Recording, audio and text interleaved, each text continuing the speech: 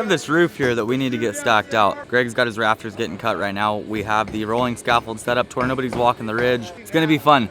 California, with everything that's happened, and now we are back on fire once again. We're kind of surrounded at this point. We have fires north, east, and south of us. The scary part is the only escape route we have is the ocean. Looks like I need to buy a boat.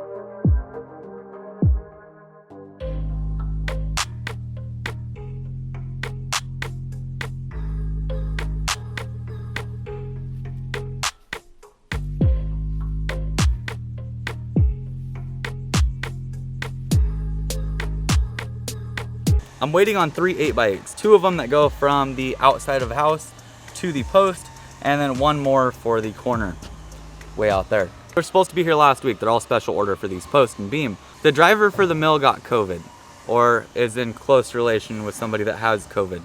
They quarantined him, and they quarantined the truck he was driving that have my 8x8 on him.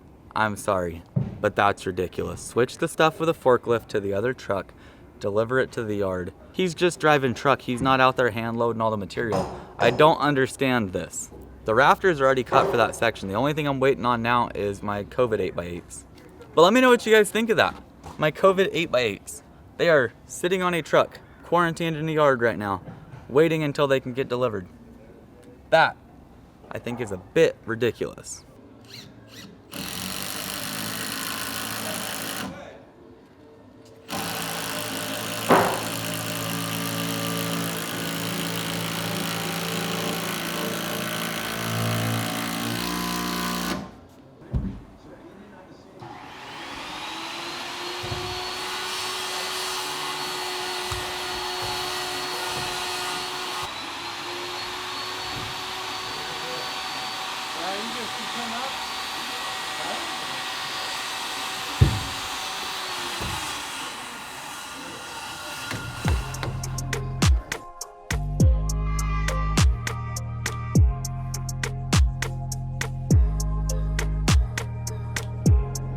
Let's talk framing terminology.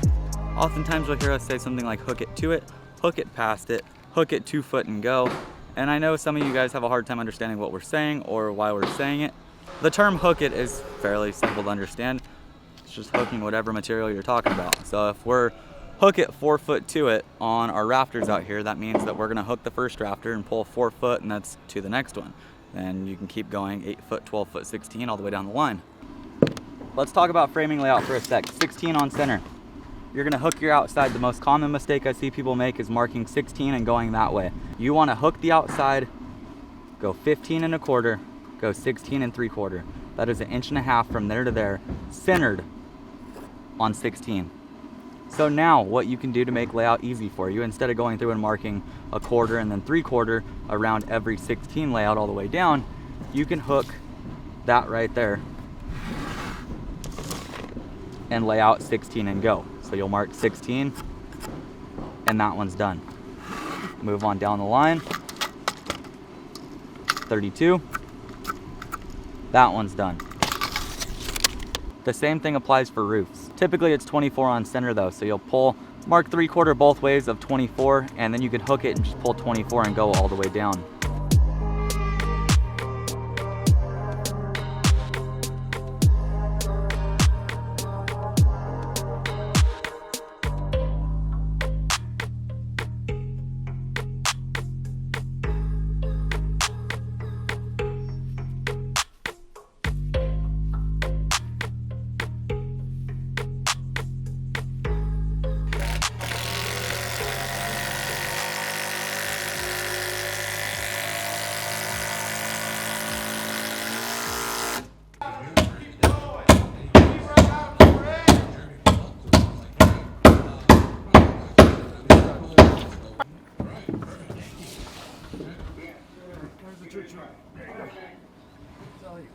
We're at 1 touch.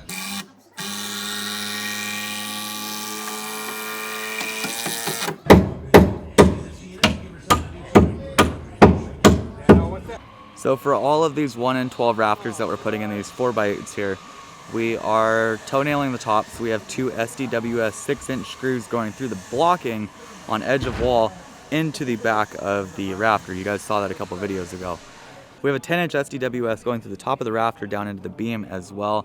There's a lot of structural screws dropping in here. So from the 3 in 12 sheathing, we're butting the bottom of it going down 1.5 inches. I have a red line snapped all the way down the side of the building here. That's where we're holding all the 4x8 rafters. That way our tongue and groove goes on and the 2 roofs plane out perfectly with the sheathing.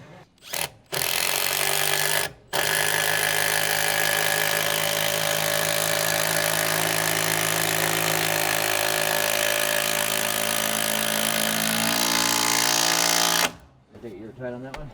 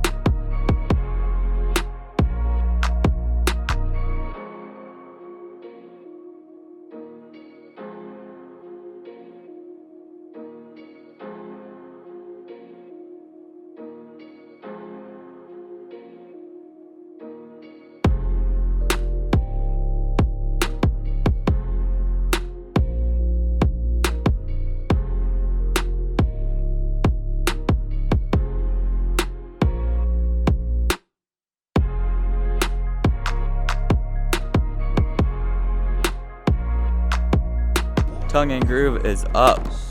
It's looking good. We have to keep running some more rafters out back that way before we can keep on going. I have to work out my little hip right here. I'm gonna run fascia going this way, fascia coming back this way to figure out where that hip's gonna be before I put in that hip rafter right there, that 4x8. We run it wild on both sides, run a nice clean cut down the center of the 4x8 there. Everything comes out awesome.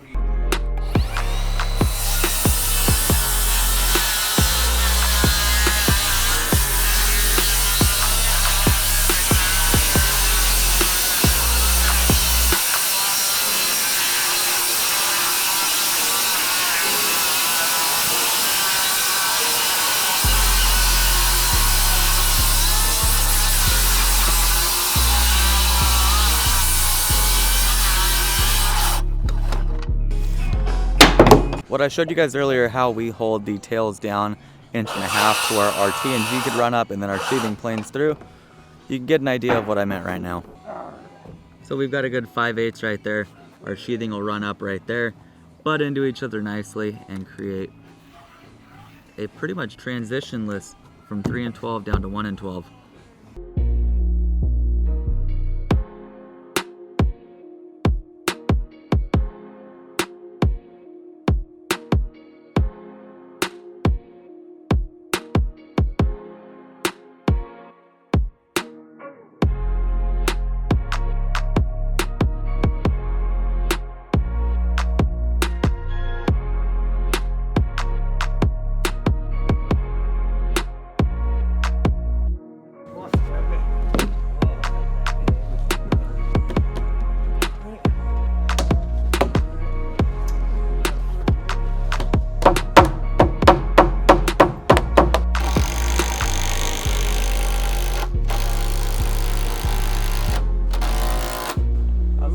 close the gap on the bottom? Right in there. Oh, no, we're good. It worked. If that cut was wrong, I'd have to redo the whole entire piece. We got lucky, or maybe I knew what I was doing. One or the other.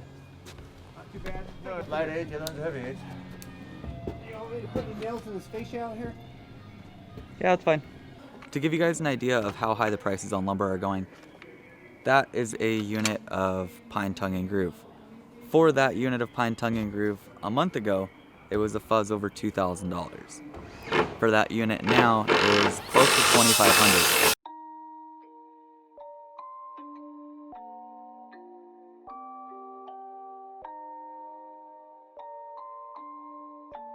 Rage on that beat, going crazy.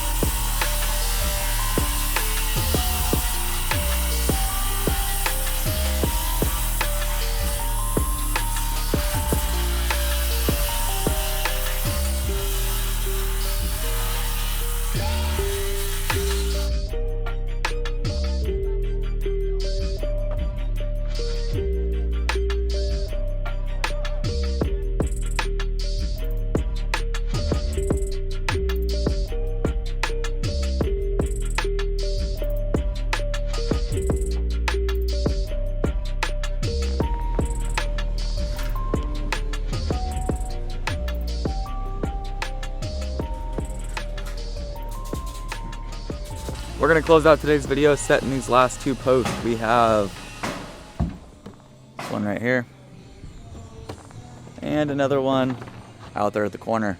Both of these are gonna carry 8x8 sticking out of the building that are pocketed right here, allowing us to stack out this roof tomorrow morning. We'll get these posts set right now, plumb them up, keep them somewhat good. I'll drop these beams in tomorrow morning. At that point, we are done from the master bedroom all the way over to the outdoor kitchen. Waiting on a change order to finish up that. We're going to be doubling up a couple of these rafters out here. We've got some big structural ties that go from one end to the other to act as a collar tie to prevent this from pretty much collapsing.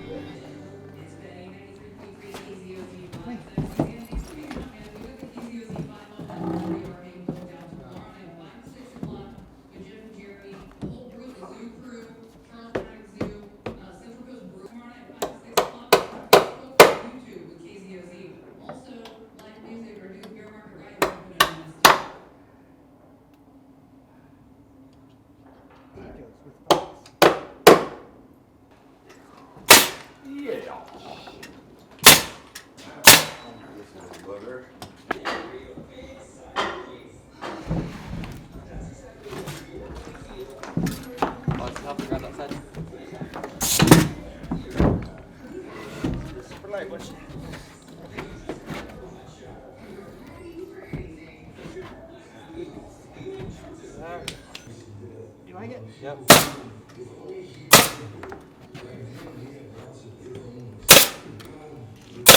There is one tool I haven't shared a whole lot on the channel here, something that I use every single day even if I'm not working, and that's the USB adapter from Makita. Two little USBs here, little on and off switch, keeps my phone going all day. You could probably imagine that I have to use the thing quite a bit throughout the day, whether it be business related or YouTube.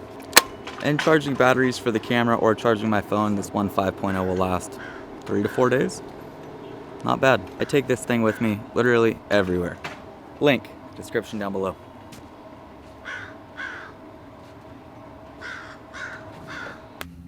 Alright guys, we're going to close out today's video. Hope you enjoyed. If you did, big thumbs up, subscribe button is down below. We're getting close to completing this place and I cannot wait to show you guys the full finished product after we are done here. It's gonna be nice. We have a little bit of a gap in between us coming back to do the redwood decking and the siding that we have contracted as well, but you guys will see that too. For now though, I'm gonna head on out. See you guys next time. Bang on.